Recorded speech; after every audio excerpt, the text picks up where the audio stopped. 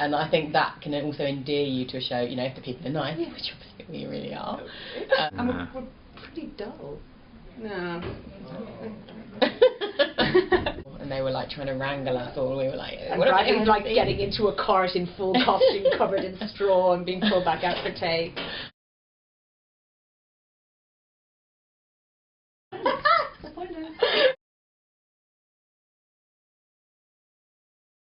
What's an average day like for you on set? I mean, like, working from day to day. I mean, is it quite a boring job, or is it something that you relish and have fun and play? It's not boring.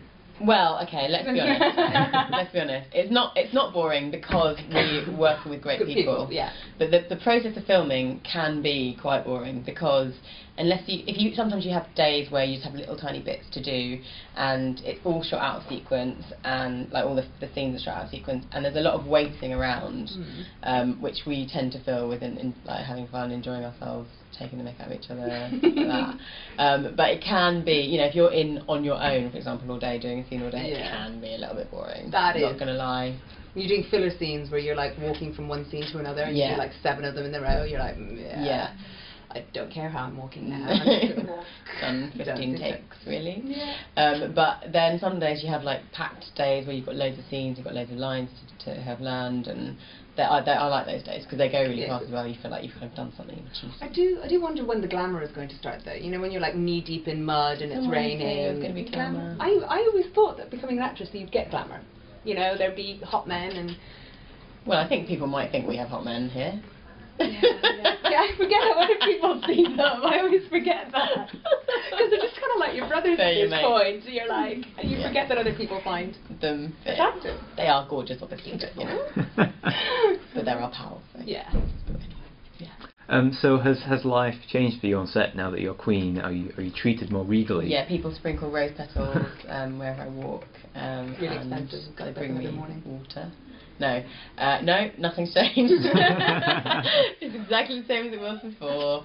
Maybe a little bit more fussing because of the costume, you know, it kind of has to be, don't let it get creased and all that kind of stuff, whereas before I was just in sort of Hessian something or other, tabard, didn't matter if it got creased.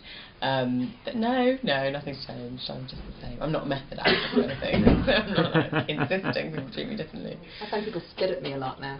Do they? Yeah, put a rotten fruit in my face. You hurt Colin. I mean, you do get a lot more. You have been getting a lot more down and dirty now that you're Morgana and you're. Not in that way. What are you saying? You get involved in magical fights with leaves. Yeah, you're just bringing that back there now.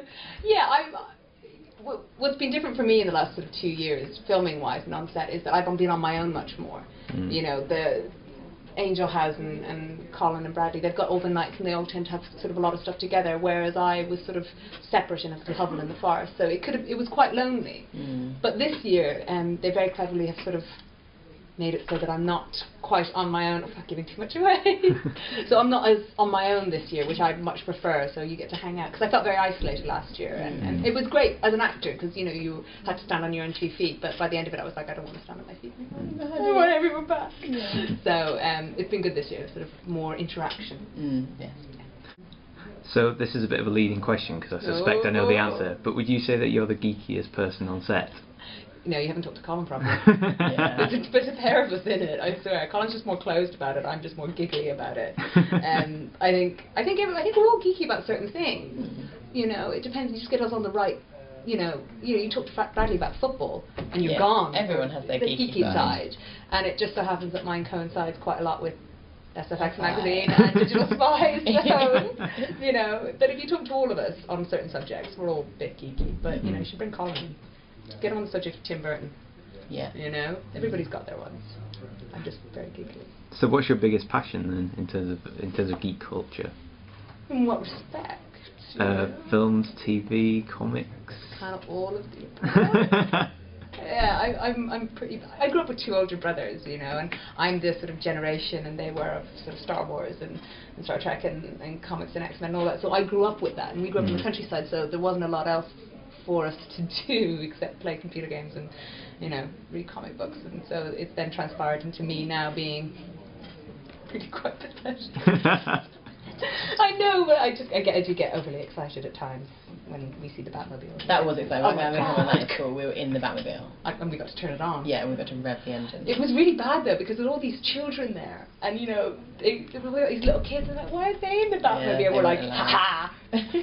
You, that's now. This is when becoming on a TV show is all worth Yeah, it. exactly, Because yeah. you're sitting in Christian Bale's Batmobile, you get to turn it on and rev the engine. Makes more children cry and jealous.